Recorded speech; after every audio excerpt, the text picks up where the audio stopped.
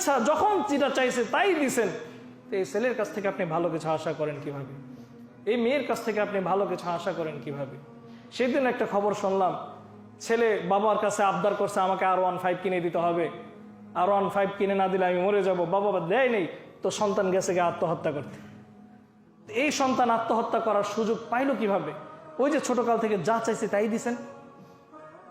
হঠাৎ সে পায় নাই বাবার কাছ থেকে, মার কাছ থেকে, হঠাৎ এতদিন সে পেয়ে আসছে, যা চাইছে এতদিন সে পেয়ে আসছে, হঠাৎ পায় নাই, তো এই ছেলে আত্মহত্যা করবে না তো কি করবে?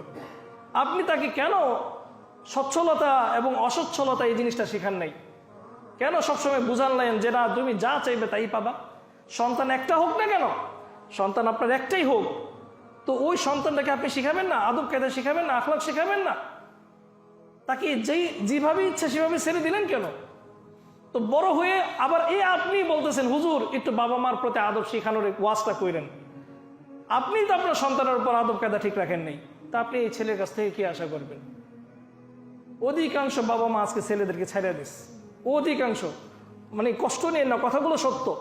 ছেলে অল্প বয়সে মোবাইল না দিলে বাচ্চা খায় না, এই জন্য তার হাতে মোবাইলটা দিতে হবে। এত মায়া কিসের?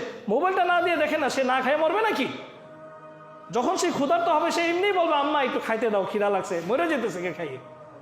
সে মোবাইল খাচ্ছে নাকি খাবার খাচ্ছে সে বুঝে না। আমি নিজের চোখে দেখছি এগুলো। খাবারের প্রতি তার একদম অনীহা, খাবার টেস্ট না, লবণ দিছে না, কিন্তু মোবাইলের দিকে তাকাই রয়েছে, মা যেটার গিলাইতেছে ওইটাই গিলতেছে, খাবার কিন্তু টেস্ট না। তো সে তো আসলে খাবার খাচ্ছে না, মোবাইল খাচ্ছে। আর বাবা মা গুলো এরকম, নেও বাবা মোবাইল দেখো, তারপরে পেটটা ভরো রাখো। তা আপনি তাকে শিখাচ্ছেন ভাই, আপনি তাকে শেখাচ্ছেন অভদ্রতা, আপনি তাকে শেখাচ্ছেন। এই ছেলে বড় হয়ে অবাধ্য হবে না তো কে হবে আমাকে বলেন? আজকে অধিকাংশ সন্তানদের প্রতি আমাদের বাবা মা খুব বেশি উদ্গ্রীব হয়ে গেছে, শাসন জিনিসটা আজকে হারায় গেছে। সে যা চাবে তাই কেন দিবেন আপনি? কেন তাকে দারিদ্রতা শিখান নাই? কেন বলেন নাই বাবা সবসময় বাবার পকেটে টাকা থাকে না, সবসময় ঘরে খাবার থাকে না, থাকলেও তাকে বলেন যে নাই, বাবা মাকে অবশ্যই ধরবে। আল্লাহ রাব্বুল আলামিন বাবা মাকে অবশ্যই ধরবে। আপনি আজকে বাবা মা হয়ে সন্তানের কাছ থেকে অধিকার চাচ্ছেন, অথচ আপনি তো আপনার সন্তানের উপর অধিকার রাখেন নাই। আপনার উপর যে করণীয় ছিল, দায়িত্ব ছিল, সন্তানের উপর কর্তব্য ছিল, এই কর্তব্যগুলোই তো আপনি পালন করতেছেন না।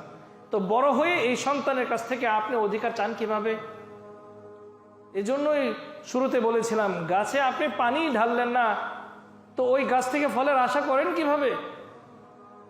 গাছটা শুধু পুঁতে রাখলেন, কোনো প্রকার এই গাছের যত্ন নিলেন না, আবার বড় হয়েছে গাছের মধ্যে কোনো ফল আসলো না কেন, এই চিন্তায় আপনি বিভোর।